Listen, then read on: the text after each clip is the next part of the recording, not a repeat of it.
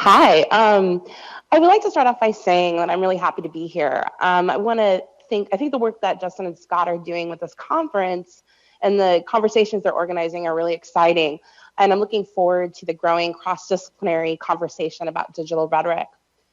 We all enter into the discussion of digital rhetoric from different perspectives, not just theoretical, ideological, or in terms of discipline, but our entry point as practitioners into this culture. Whether it's a commitment to expanding possibilities of traditional writing practices with digital tools, or the growing interest in rhetoric of coding, understanding digital rhetoric as a form of communicative agency and public culture often requires more than observation and research. It demands practice and understanding of invention, awareness of construction and possibility of circulation that varied forms of digital rhetoric can produce. My way into this began in the summer of 2000. I found myself at the University of Texas working towards a PhD in communication studies with a focus on media, social movements, and rhetoric. I began taking production classes because my scholarly reading didn't always square with my experience. Media production became a way to use theories of communication, rhetoric, and media studies in the process of political struggle.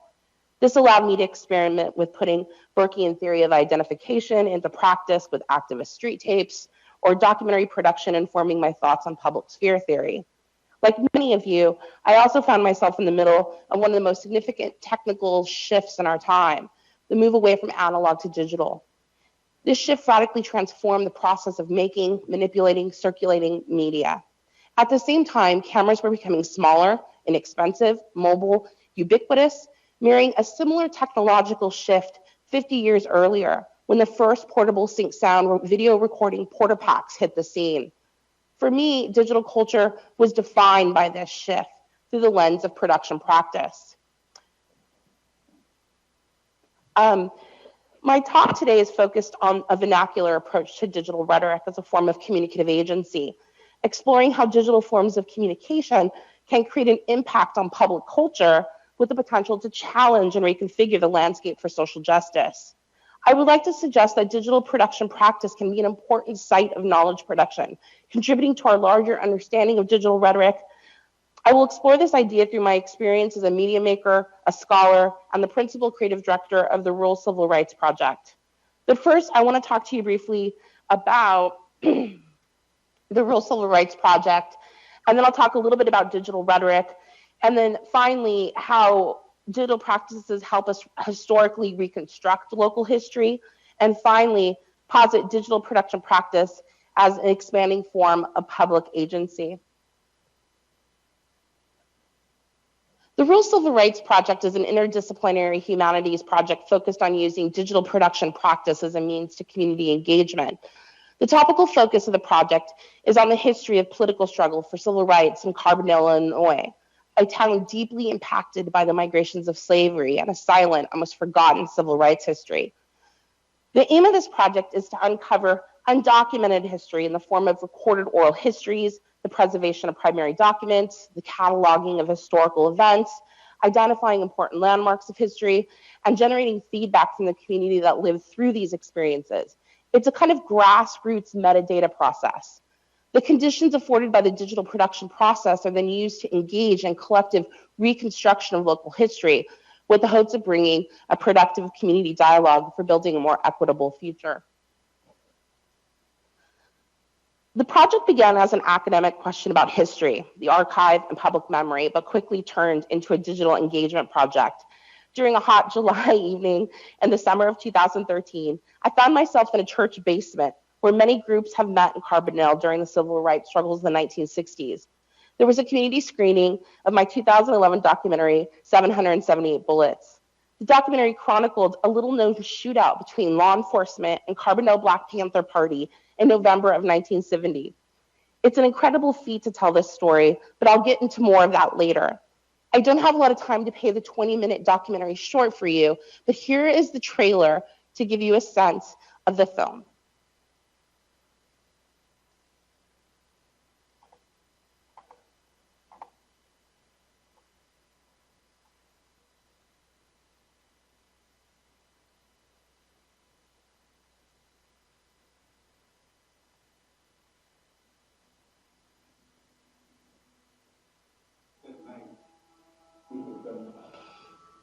It's so much more.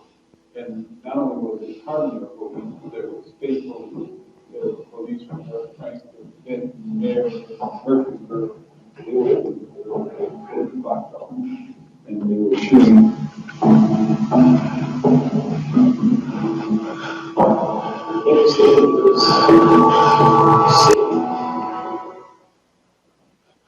The sunlight was shining through the trees and through the house, and you could see where the light was coming through on the building. And everybody knew then what had happened. That the Panthers were under attack. There was a pretty sharp division between the black and white community at that time.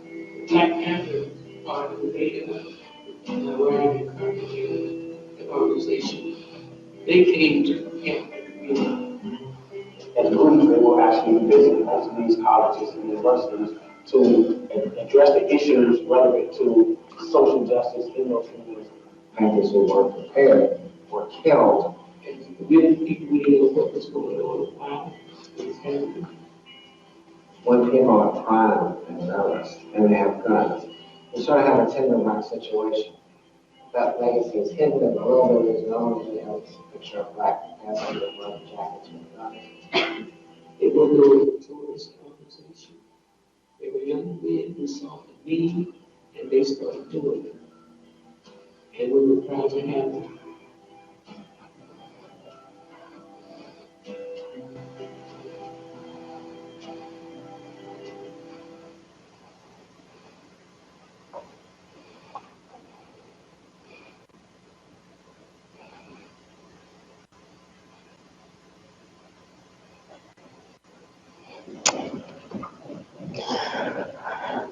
On that evening in July, days after the not guilty verdict in the George Zimmerman shooting of Trayvon Martin, a deeply profound and rare public discussion about race emerged in this small community after a screening of this film. In the process of discussing the film after the screening, the actual acts of violence on the screen stood in for a host of invisible and notable infractions concerning race and local history. Collectively, the audience began to piece together basic information about the shootout with live oral testimony in the audience, connecting how these stories might be related to other acts of aggressive police violence in Carbondale and across the nation. There was a spontaneous call to action, and from that moment forward, the Racial Justice Coalition was born. A participatory media public that solidified around the digital documentary screen, but continues to organize and agitate on behalf of a more inclusive and equitable community in the areas of education, law enforcement, and judicial proceedings. The Rural Civil Rights Project is about the intersection of undocumented history, marginalized voices, and digital culture as a way to discuss contemporary social conditions. Documentary production plays an important role in bringing communities together through the negotiation of public memory. The work emerging from the Rural Civil Rights Project primarily relies on documentary as a mode of production, as the documentary camera has often resided comfortably in in places where cultural representation has stepped in for a lack of political voice. Although there have been moments to the contrary, documentary continues to fit comfortably as a channel of people's history and of undocumented stories. There are many ways digital technology has further embedded the capacity of documentary as a site of political engagement. I understand digital rhetoric as a distinct form of communication enabled by the advances in technology that allow easy media content creation and circulation because of digitization. The process of digitization involves diverse forms of information such as text, sound, and image and voice converted into single binary code. Information exists as coded signals of zeros and ones, an approximation of the information that it represents. The digitized information is easily edited, remixed, shared, partly because of the coded signal and easy online circulation. This includes official, commercial, industry discourse, but also vernacular forms of communication, stories to the eyes of the common people rather than the politically privileged economic elite or media professionals that typically control the spin on public content. For me, digital rhetoric begins not only with the digitization of our world, but in how these processes impact the rituals of communication. Digitization not only changed how we communicate, but with whom, directly impacting the public-private distinctions and altering who has control over the means of representing and witnessing. This includes emerging forms of communication such as street tapes, memes, podcasts, hashtags, blogs, mobile photography, and discussion boards enabled by this evolving digital culture. While digital humanities is a larger umbrella term for areas of research and teaching at the intersection of computing and humanities, I would argue that digital rhetoric is an exploration of this intersection, yet deeply committed to agency. Rhetorical agency is the basic capacities of people to bring about outcomes in the world. If rhetoric is the art of informing, persuading, and inspiring action in an audience through communication, agency is a key term, signaling the presence, autonomy, and impacts of persons. One way to understand digital rhetoric as a distinct from digital humanities is a focus on how one combines multiple methods of persuasion, effective writing and speaking, and media practice to present information in inventive ways to bring around outcomes in the world. You don't have to look any further than the killing of Walter Scott by a South Carolina police officer this week and the subsequent cell phone recording to understand what's at stake. If there wasn't a video, we wouldn't know what the truth was. If there wasn't a video, would we know what the truth was? Asked Anthony Scott, the victim's brother, during a news conference Tuesday night.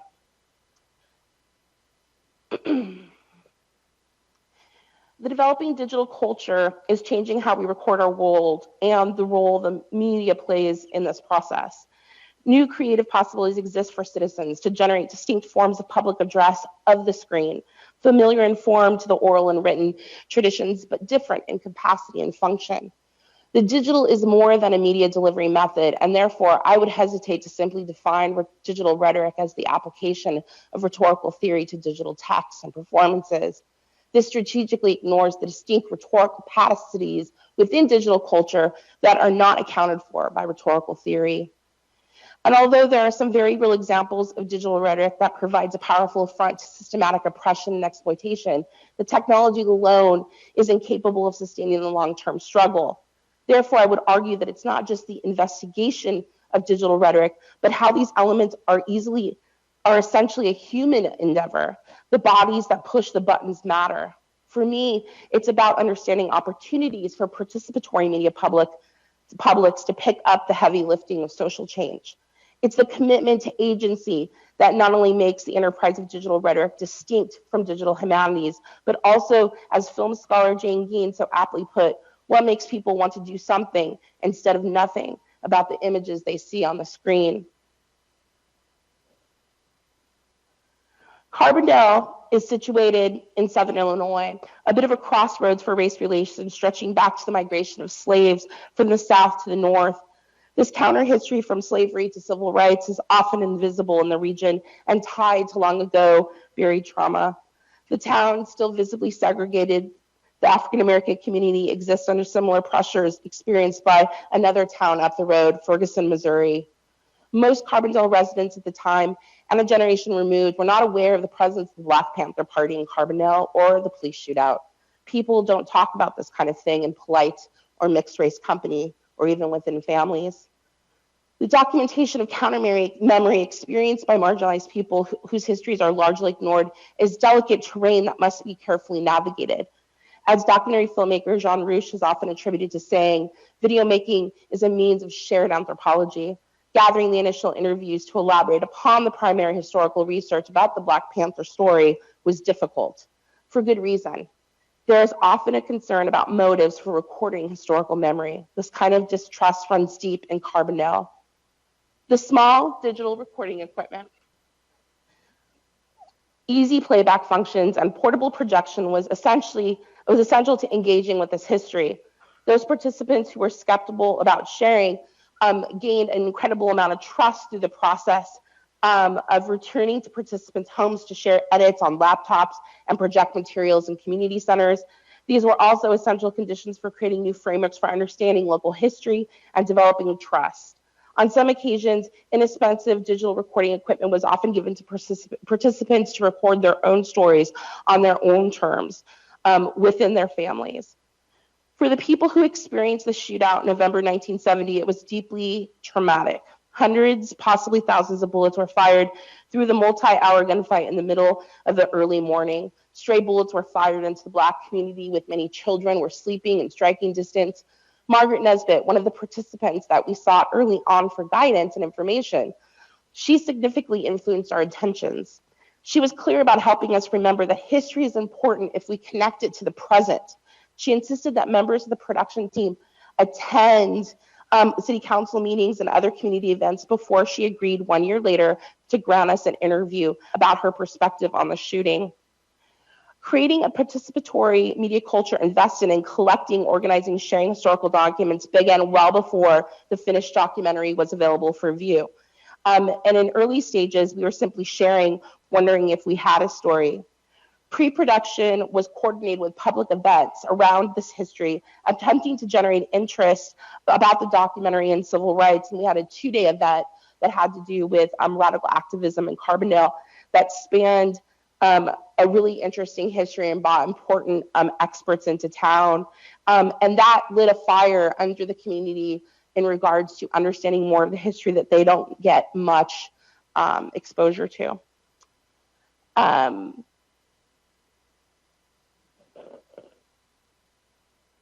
This gives you some of the sense. The 8 community screenings of 778 bullets held over the course of a year have brought together historically disparate communities within the city. Public officials have joined the discussion, as well as those connected to the university and a growing population of people in the region concerned with issues of race. At this particular historical moment, exposure of systematic violence towards men and women, Black men, and increasing economic disparity, there's a growing unease about race and the lack of public opportunity for engagement about these issues. Challenging the politics of representation allows communities a visible point of public articulation, protest, and access to public historical record that forces a kind of accountability. As a presenter mentioned yesterday, taking the archive and messing with it. And as I would add, also providing, as Phaedra Pizzulo has theorized, a critical interruption to business as usual, opening up possibilities for new futures.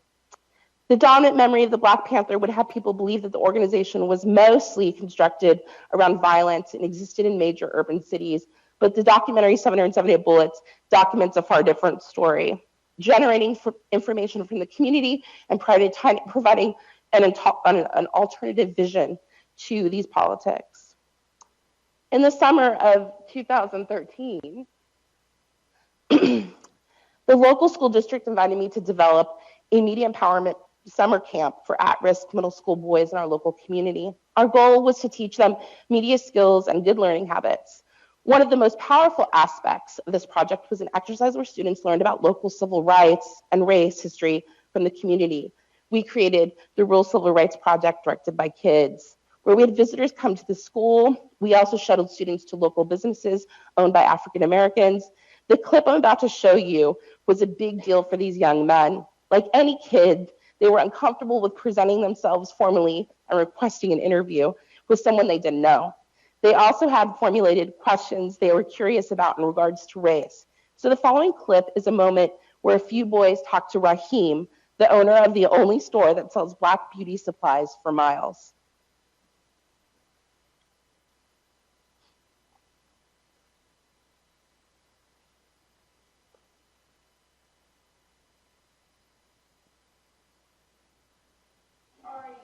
Ask you questions on like how about Carbondale's communities past and how race excluded, how racism has impacted your life, and how you think Carbondale has changed over the years. Yes, understanding who you are and where you're from, and why is that so important?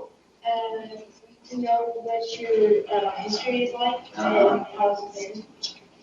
You're right. And by knowing that, what did that?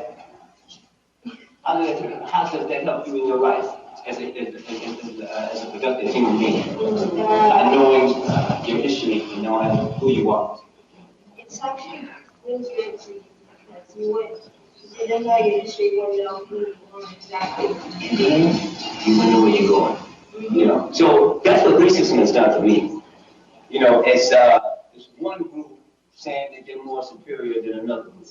Or if another group is superior than another group, and how strong groups has taken advantage of other groups. So now it helped me to know about me.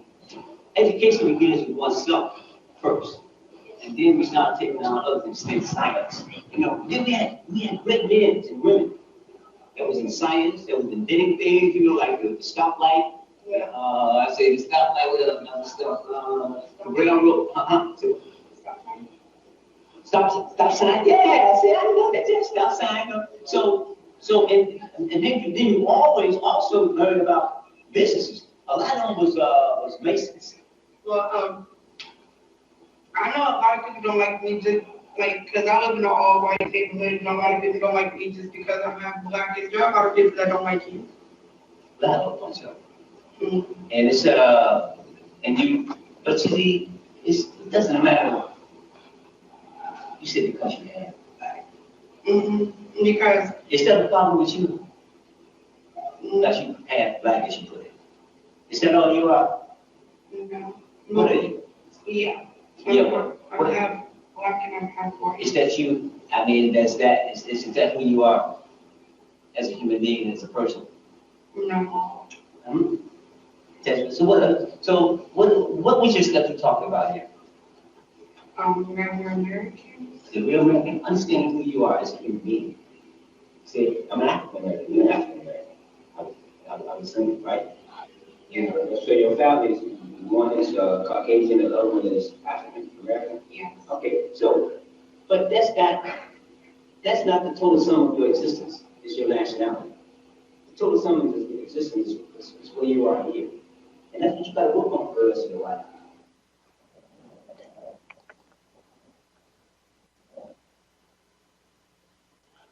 I don't have a lot of time here. I'm getting the signals from the timekeepers. But I wanted to say that the next phase in our work is a development and design of a app that will help people go into the community and be able to record these oral histories from their phone.